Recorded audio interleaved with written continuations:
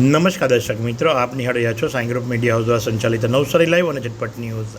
આજ રોજ ગૌ સન્માન આવાહન અભિયાન અંતર્ગત નવસારીના સર્કિટ હાઉસ ખાતેથી એક રેલી નીકળી હતી કે જે કલેક્ટર કચેરી સુધી પહોંચી હતી અને ત્યાં આવેદનપત્ર પણ કલેક્ટરને આપવામાં આવ્યું હતું। જિલ્લા કલેક્ટરને આવેદનપત્ર આપવામાં પાછળનો મુખ્ય હેતુ એ હતો કે દેશની અંદર ગૌ હત્યા બંધ થાય અને ગૌ માતાને રાષ્ટ્રીય માતા ઘોષિત કરવામાં આવે। જે સંદર્ભે 27મી એપ્રિલે મામલતદારોને આવેદનપત્ર આપવામાં આવ્યા હતા। આજે 27મી જુલાઈએ કલેક્ટરોને આવેદનપત્ર આપવામાં આવ્યા। 3 મહિના બાદ સચિવોને આવેદનપત્ર આપવામાં આવશે અને ત્યાર પછીથી 27 ફેબ્રુઆરી 2027ના રોજ દિલ્હી સુધી એ ગુંજ પહોંચશે। જે સંદર્ભે આજે નવસારીની અંદર એક રેલી નીકળી હતી। રેલીની અંદર તમામ સનાતનીઓ, ગૌરક્ષકો અને હિન્દુ સનાતન ધર્મની અંદર માનનારા ગૌ માતાને માનનારા લોકો, ભાઈઓ બહેનો મોટી સંખ્યામાં જોડાયા હતા અને તેઓ કલેક્ટર કચેરી ખાતે પહોંચી અને નવસારીના કલેક્ટર મનીષ ગુરવાનીને આવેદનપત્ર પણ આપ્યું હતું। તો આ સંદર્ભે ગૌરક્ષકો શું જણાવી રહ્યા છે, ચાલો આપણે સાંભળીએ। જય શ્રી રામ, જય ગૌ માતા। ગૌ સન્માન આહવાન અભિયાન આ એક હસ્તાક્ષર અભિયાન સંપૂર્ણ ભારત દેશમાં ચાલી રહ્યું છે। કાશ્મીરથી કન્યાકુમારી સુધી 28 રાજ્ય અને 8 કેન્દ્ર શાસિત પ્રદેશમાં આજે 27 જુલાઈ 2026ના રોજ સંપૂર્ણ ભારત દેશમાં એક જ દિવસે એક જ સમયે સંપૂર્ણ ભારતમાં આ આવેદનપત્ર જિલ્લા કલેક્ટરને અપાયા છે અને એમાં એવી ગૌ ભક્તોની સમસ્ત સમાજ, હિન્દુ સમાજની એવી લાગણી છે, એવી માંગણી છે કે ગૌ માતાને રાષ્ટ્રમાતા જાહેર કરવામાં આવે અને આ જે ગૌ સન્માન આહવાન અભિયાન આ જે આંદોલન છે એ આંદોલન જે છે એ તબક્કા વાઇઝ ચાલી રહ્યું છે। આ આંદોલન જે છે એમાં 27 એપ્રિલના રોજ જે દરેક તાલુકામાં મામલતદાર અધિકારીઓને આવેદનપત્ર અપાયા, એના પછી આજે 27 જુલાઈના રોજ જિલ્લા કલેક્ટરોને આવેદનપત્ર અપાયા, એના પછી 3 મહિના પછી 27 ઓક્ટોબર 2026ના રોજ રાજ્ય સરકારના સચિવોને આવેદનપત્ર અપાશે સાધુ સંતો દ્વારા અને એના પછી બી જો સરકાર ગાયને રાષ્ટ્રમાતા જાહેર નહીં કરે તો આવેદનપત્ર કેન્દ્ર સરકારને અપાશે 27 ફેબ્રુઆરી 2027ના રોજ અને સાધુ સંતો દિલ્હી પહોંચીને કીર્તન કરશે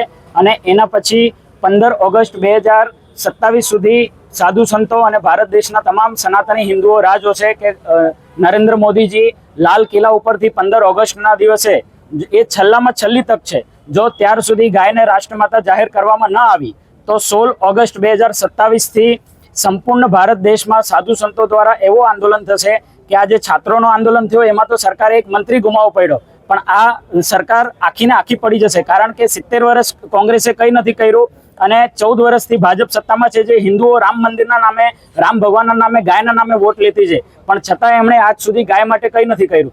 જો હવે સરકાર ગાય માટે કંઈ નહીં કરે તો સરકાર પડવાની તૈયારી કરી લે એ ચોક્કસ છે। તો સાથે જ સાજન ભરવાડ શું જણાવી રહ્યા છે, ચાલો આપણે સાંભળીએ। સમગ્ર ભારત દેશમાં ગાય માતા રાષ્ટ્રીય માતા ઘોષિત થાય અને ગૌ હત્યા બંધ થાય એ માટે જ્યારથી આપણો દેશ આઝાદ થયો ત્યારથી ગાંધીજીની પણ ઈચ્છા એવી હતી કે ભારત દેશ સ્વતંત્ર થાય એટલે પહેલું કામ એ જ થવું જોઈએ કે ગૌ હત્યા બંધ થવી જોઈએ।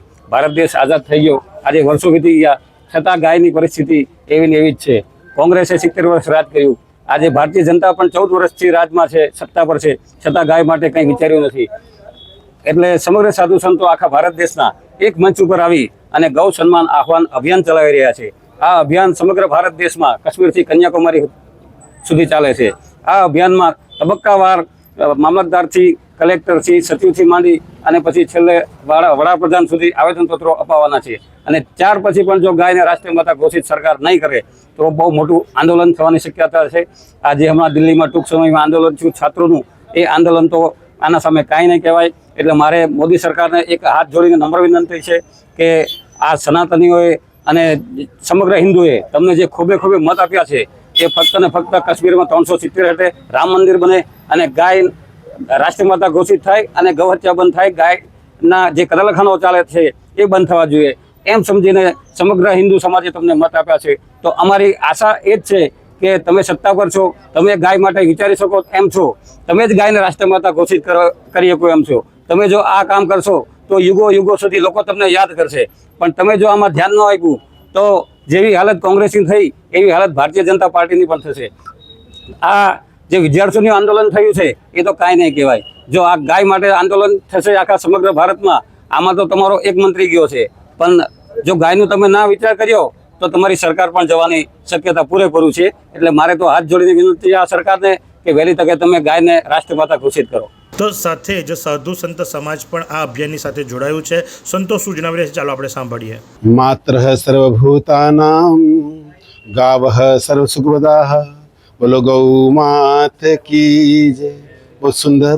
भारत में आज जो गौ माता दुखी है वो दुखी नहीं होए और राष्ट्र माता घोषित हो जाए, इसके लिए समस्त सनातनी हिंदू रात दिन एक करके गौ माता को राष्ट्र माता बनाने की कोशिश कर रहे हैं. और भारत सरकार आने वाले समय में ये जो संकल्प लिया है हिंदू लोगों ने वो पास होगा होगा न होगा. इसलिए आज मंगलमय विचारों के साथ मैं अपनी वाणी को विराम करता हूँ.